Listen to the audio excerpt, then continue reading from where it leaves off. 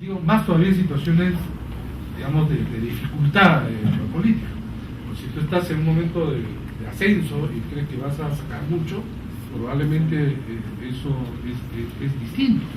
Pero el voto preferencial desata eso. Ahora, en partidos organizados. En partidos poco organizados o de baja disciplina, cada uno va a entrar con su pañuelo, llegas al Parlamento, nuevamente eso yo no te debo nada a nadie.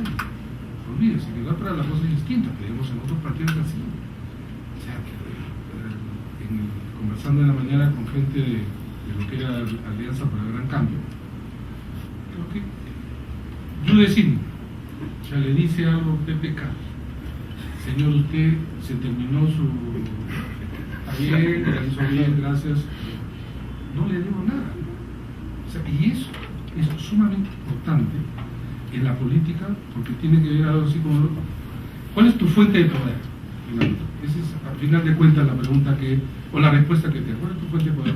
Te voy a decir, la mía, los votos preferenciales. Sí, pero eso gracias al partido, yo te agradezco mucho, pero porque la próxima puede ser con otro partido. Y así ha habido los cambios que conocemos. Bueno, esto ha recrudecido hasta el nivel del cinismo. Entonces lo hemos visto en la agrupación de personajes que han pasado de un lado a otro, ¿no? Y claro, la ventaja cuando tú compites es que si es que eres parlamentario, por las razones que haya sido, siempre vas a tener una ventaja comparativa al momento de competir con el voto preferencial. Ahora, esto no es condición suficiente para que salga elegido, como ya hemos visto, ¿no?, en varias oportunidades, que muchos que son conocidos no han salido, ¿no?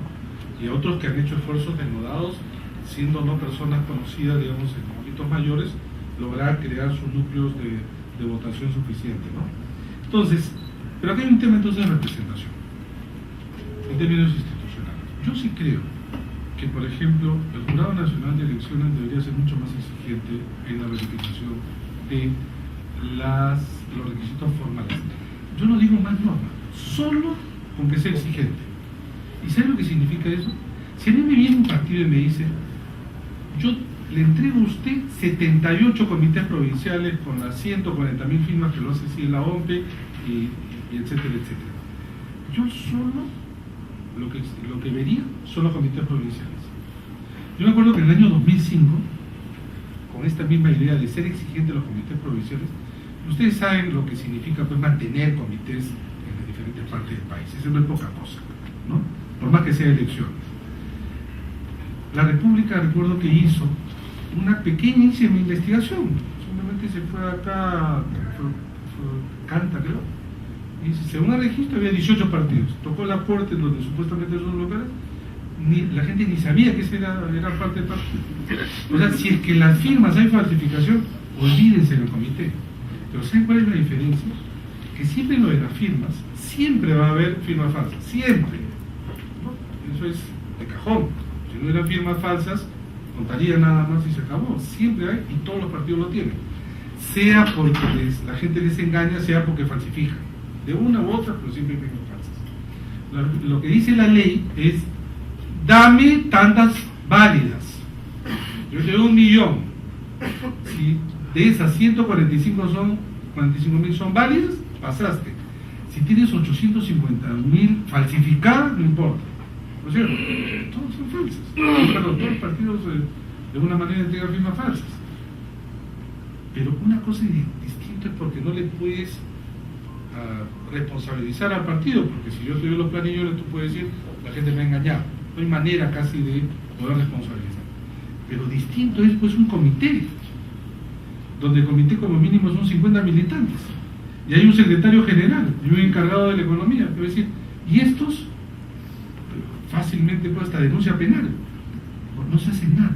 Bueno, la República encontró que un partido tenía como local el circo de Grau. Y entonces, ¿cuál fue la respuesta que dieron en el jurado? La ley no prohíbe que no sean circos.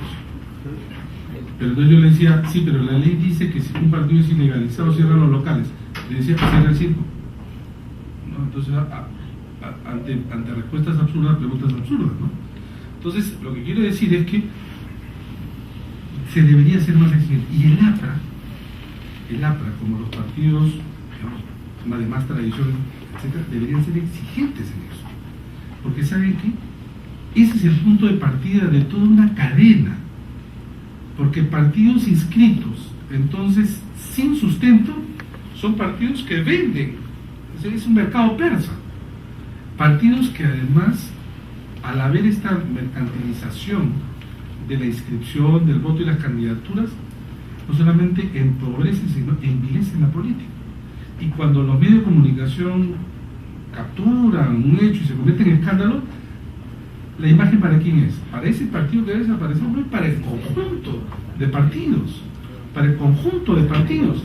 Entonces, cuando de allí además, con el voto preferencial, mire, yo he hecho una correlación entre congresistas que tienen escándalo, de dónde nacen. La gran mayoría, gracias al voto preferencial, y la gran mayoría son congresistas de un solo periodo. Y muchos de ellos invitados. Entonces ustedes tienen allí muchos de estos elementos que lo que ha hecho es erosionar tremendamente la política. Porque miren, uno comienza a rastrear a cada partido, uno puede estar a favor o en contra de muchos de los líderes, pero una cosa es eso, y otra cosa es a la mayoría, digo, la gran mayoría, no todos por supuesto, de nuevos. Por eso yo a mis alumnos también en la discusión les digo, yo prefiero y tengo más confianza en uno que ha estado mucho más tiempo en la política, aun cuando la crítica y el sentido común diría lo contrario, que aquel que es nuevo en la política. Aquel que es nuevo en la política, y por cierto, no joven, sino ya un tipo mayor, es como aprender pues idioma ya viejo, ¿no? O sea, no lo aprende bien. No de ninguna manera. Entonces, hay una correlación, pues, no hay correlación. Entonces, representación, ahí hay que ajustar el término de los partidos. Ahora, sobre la democracia interna, esto es un tema así bien complicado, le digo sinceramente, bien complicado. Nunca me voy a olvidar que siendo jefe de OMPE estuve con ustedes y pues los apoyamos en la elección del año 2004.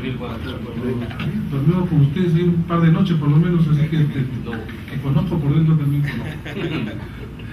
Hay algunas cosas que mínimas que se tienen que reformar, pero que creo que hay que romper ciertas tradiciones. No se puede elegir aquellos que se encargan justamente del fundamento de la democracia interna, que son las elecciones de un congreso para que comiencen a operar ese mismo día o esa misma noche. Eso no funciona en una parte. ¿Cómo le llaman ustedes? El Comité Autónomo, el SENA, ¿no? Sí, el Comité Electoral Autónomo Nacional. Sí. El Nacional Autónomo. Tiene que ser realmente autónomo, ¿no? Es autómata. Es autómata. Es el electoral nacional autómata. No te digas bien. Si eso no funciona, entonces ya el resto no funciona. Es que bien difícil, ¿no? Luego, cuando se habla de reglas de juego, hay determinados principios que tienen que señalarse. Si, como se hizo público, el partido aprista está discutiendo en un evento anterior, antes de las elecciones, de cómo se va a elegir candidato, ya la cosa está mal. O sea, eso no puede ser punto de discusión. Eso tiene que estar en un estatuto con anticipación. O sea, si usted pone un estatuto ahora, a distancia de una elección de un congreso, las cosas van a ser de esta manera, entonces tú llegas con las reglas establecidas. Porque es que los partidos son como pequeñas comunidades políticas, ¿no es cierto? Es como querer cambiar las reglas poquísimo antes de una elección. Ya cuando está muy cerca de la elección, cualquiera que tiene la posibilidad de modificar las reglas siempre lo va a hacer sobre la medida del costo-beneficio, pero es hasta lógico. O sea, que nadie va a decir, por ejemplo, a mí me conviene, no sé, subir el umbral de representación de 5 a 6, o no sé, que Lima decrezca de 36 a 28.